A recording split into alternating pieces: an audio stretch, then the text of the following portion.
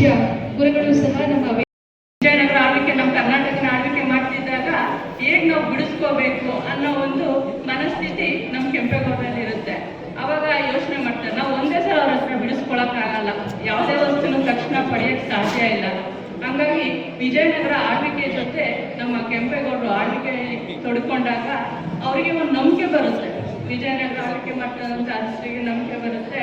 ಅವಾಗ ಇಲ್ಲ, ನಾವು ಕರ್ನಾಟಕವನ್ನ ಬಿಟ್ಕೊಟ್ರೆ ಕೆಂಪೇಗೌಡರು ಒಂದು ಮಟ್ಟಕ್ಕೆ ತರ್ತಾರೆ, ನಾಡು ಕಟ್ತಾರೆ ಅನ್ನೋ ನಂಬಿಕೆನ ಉಳಿಸಿ ತೋರಿಸಿ ನಾಡು ಕಟ್ಟಕ್ಕೆ ಸಹಾಯ ಮಾಡಿಕೊಟ್ಟಂತ ನಮ್ಮ ವಿಜಯನಗರ ಆಳ್ವಿಕೆಯವ್ರನ್ನು ಸಹ ನಾವು ಈ ಸಂದರ್ಭದಲ್ಲಿ ಎಣಿಸ್ಕೋಬೇಕಾಗುತ್ತೆ. ಕೆಂಪೇಗೌಡರು ಏನಪ್ಪ ನಾಡು ಕಟ್ಟಿದ್ರು, ಯಾವ ಮಟ್ಟದಲ್ಲಿ ನಾಡು ಕಟ್ಟಿದ್ರು ಅನ್ನೋದು ಎಲ್ಲರಿಗೂ ಒಂದು ಯಕ್ಷ ಪ್ರಶ್ನೆ. ನಾವು ಶಾಲಾ ಕಾಲೇಜಲ್ಲಿ ಇದ್ದಾಗ ಇಂಥ ಕಾರ್ಯಕ್ರಮಗಳು ನಡೀತಿದ್ದಾಗ ನಿಮಗೆ ನಾವು ಗಲಾಟೆ ಮಾಡಿ ಮಹಾನ್ ವ್ಯಕ್ತಿಗಳ ಚೇತನಗಳನ್ನ ಪುಸ್ತಕದಲ್ಲಿ ಓದ್ತಾ ಇದ್ರೆ ಏನೋ ಒಂದು ನಮಗೆ ಆ ಖುಷಿ ಇರ್ತಾ ಇತ್ತು. ಇವತ್ತು ಆ ಖುಷಿನ ಕಳ್ಕೊಂಡಿದ್ರೆ ಈ ಜಯಂತಿಗಳನ್ನ ಮಾಡಿದ ಮೇಲೆ. ಬಟ್ ಏನೇ ಆಗಿರಲಿ, ಕೆಂಪೇಗೌಡ ಒಬ್ಬ ಮಹಾನ್ ವ್ಯಕ್ತಿ ತಮಿಳುನಾಡಿನಿಂದ ಬೆಂಗಳೂರಿಗೆ ಬಂದು ಬೆಂಗಳೂರಿನ ಸುಮಾರು ಸಾವಿರಾರು ಕೆರೆಗಳನ್ನು ನಿರ್ಮಾಣ ಮಾಡಿ ಆ ಪಟ್ಟಣವನ್ನು ಕಟ್ಟತಕ್ಕಂಥ ಕಾರ್ಯವನ್ನು ಮಾಡಿ ಎಲ್ಲ ಜಾತಿ ಧರ್ಮ ವರ್ಗದವರು ಕೂಡ ಆ ಪೇಟೆಗಳು, ಅರಳುಪೇಟೆ, ಚಿಕ್ಕಪೇಟೆ, ಆ ಪೇಟೆ, ಈ ಪೇಟೆ ಅಂತ ಹೇಳಿ ಜನಾಂಗಗಳಿಗೂ ಕೂಡ ವೃತ್ತಿಪರ ಒಂದು ಮಾಡಿಕೊಟ್ಟಂತ ಮಹಾಚೇತನ. ಇವತ್ತು ಪ್ರಪಂಚದಲ್ಲಿ ಯಾವುದಾದ್ರೂ ಒಂದು ನಗರ ಅತಿ ಎತ್ತರಕ್ಕೆ ಬೆಳೆದಿದ್ರೆ ಅದು ನಮ್ಮ ಬೆಂಗಳೂರು ಅಂತಕ್ಕಂಥದ್ದು ಹೆಮ್ಮೆ ಆಗ್ತದೆ.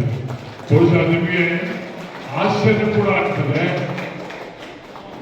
ಯಾವುದೇ ಪಟ್ಟಣ ದೊಡ್ಡದಾಗಿ ಬೆಳಿಬೇಕಂದ್ರೆ ಸಮುದ್ರ ತೀರದಲ್ಲಿ ಇರ್ಬೇಕು ಅಥವಾ ಹೊಳೆ ನದಿನಲ್ಲಿ ಇರ್ತಕ್ಕಂಥ ಊರುಗಳು. ಇದು ಯಾವ ಹೊಳೆ ಏನು ಇಲ್ಲದೇ ಇದು ಒಂದು ಅದ್ಭುತವಾದಂಥ ಕಲ್ಪನೆ ಇಟ್ಕೊಂಡು ಮಾಡ್ತಂತ ಕೆಂಪೇಗೌಡರ ಒಂದು ಕನಸು ಇವತ್ತು ಬೆಂಗಳೂರಿನಲ್ಲಿ ಪ್ರಪಂಚದ ಒಂದು ಅತಿ ಎತ್ತರಕ್ಕೆ ಬೆಳೆದಿರ್ತಕ್ಕಂಥ ಬೆಂಗಳೂರು ಅಂತ ಹೇಳಿದ್ರೆ ತಪ್ಪಾಗಲ್ಲ. ಇವತ್ತು ಪ್ರಪಂಚದಲ್ಲಿ ಸುಮಾರು 10 ನಗರಗಳಲ್ಲೂ ಕೂಡ ಬೆಂಗಳೂರು ಒಂದು ಅಂತಕ್ಕಂಥದ್ದನ್ನು ನಾವು ತಿಳ್ಕೋಬೇಕು.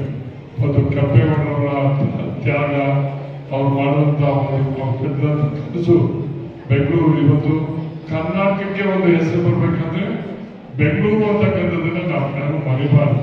ಬಹುಶಃ ಬೆಂಗಳೂರು ಒಂದು ಅದ್ಭುತವಾದಂಥ ನಗರ ಆಗಬೇಕಂದ್ರೆ ಕೆಂಪೇಗೌಡರ ಮಹಾನ್ ಆ ವ್ಯಕ್ತಿತ್ವ, ಅದರ ಪ್ರೇರಣೆಯಿಂದ ಬೆಂಗಳೂರು ಇವತ್ತು ಈ ಮಟ್ಟಕ್ಕೆ ಬೆಳೆದಿದೆ.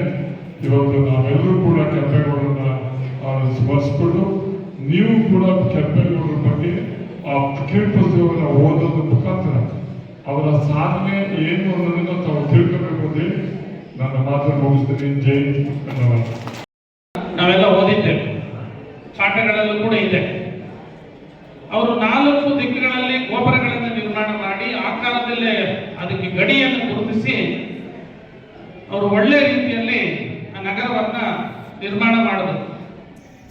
ಅವ್ರದ್ದು ಉದ್ದೇಶ ಇಷ್ಟೇ, ಜನರ ಕಲ್ಯಾಣವೇ ಆಡಳಿತದ ಮುಖ್ಯ ಉದ್ದೇಶ ಅಂತಕ್ಕಂಥದ್ದು ಗುರಿಯನ್ನು ಇಟ್ಕೊಂಡು ಅವರು ಸೇವೆಯನ್ನು ಸಲ್ಲಿಸಿದಂಥವ್ರು, ಪ್ರಾಮಾಣಿಕ ಸೇವೆಯನ್ನು ಸಲ್ಲಿಸಿದ್ರು. ಈಗಿನ ಕಾಲದ ಥರ ಅಲ್ಲ. ಅವ್ರು ಏನಾದ್ರು ಒಂದು ಕೆಲಸ ಮಾಡಬೇಕು ಅಂದ್ರೆ ಅದೆಷ್ಟು ಪ್ರಾಣ ಹೋದ್ರೂ ಪರವಾಗಿಲ್ಲ, ಆ ಕೆಲಸವನ್ನು ಮುಗಿಸೇ ತೀರ್ಬೇಕು ಅನ್ನೋ ಗುರಿಯನ್ನು ಇಟ್ಕೊಂಡು ಆ ಕೆಂಪೇಗೌಡರು ಬೆಂಗಳೂರು ನಗರ ಅಲ್ಲ, ಇಡೀ ನಾಡಿಗೆ ಮಾದರಿಯಾಗಿ ಅವರು ನಗರವನ್ನು ಕಟ್ಟಿ ತೋರಿಸಿದ್ರು. ಅಂತ ಗೌಡರ 517ನೇ ಜಯಂತಿಯನ್ನ ನಾವು ಆಚರಣೆ ಮಾಡ್ತಿದ್ದೀವಿ ನಾಡಿನಾದ್ಯಂತ. ಇಲ್ಲಿ ಒಂದೇ ಕಡೆ ಅಲ್ಲ, ರಾಷ್ಟ್ರೀಯ ಹಬ್ಬಗಳ ಆಚರಣೆ ಸಮಿತಿಯಿಂದ ನಾಡಿನಾದ್ಯಂತ ಎಲ್ಲರ ಆಚರಣೆಯನ್ನು ಕೂಡ ಸರ್ಕಾರಿ ಆಚರಣೆಯಾಗಿ ಇತ್ತೀಚೆಗೆ ಮಾಡ್ತಾ ಇದ್ದೀವಿ. ಸಮಾಜದ ಮುಖಂಡರುಗಳು ಸಮಾಜದ ಆಚರಣೆಯಾಗಿ ಮಾಡ್ತಾ ಇದ್ರು, ಈಗ ಸರ್ಕಾರಿ ಆಚರಣೆಯಾಗಿ ಎಲ್ಲ ಕಡೆ ಮಾಡ್ತಾ ಇದ್ದೀವಿ. ಸಂತೋಷ. ಇಚ್ಛಿಸುತ್ತೇನೆ. ನಮ್ಮೆಲ್ಲರಿಗೂ ಈಗಾಗಲೇ ತಿಳಿದಿರ್ತಕ್ಕಂತೆ ಕೆಂಪೇಗೌಡ ಯಾರು ಏನೇನು ಕಾರ್ಯಗಳನ್ನ ಮಾಡಿದ್ರು, ಬೆಂಗಳೂರನ್ನ ಯಾವ ರೀತಿ ನಿರ್ಮಾಣ ಮಾಡಿದ್ರು ಅನ್ನೋದ್ರ ಬಗ್ಗೆ ಎಲ್ಲ ಕೂಲಂಕುಷವಾಗಿ ಈಗ ಆಲ್ರೆಡಿ ಮಾತಾಡಿರ್ತಕ್ಕಂಥ ಎಲ್ಲಾ ಗಣ್ಯರು ಕೂಡ ತಿಳಿಸ್ಕೊಟ್ಟಿದ್ದಾರೆ.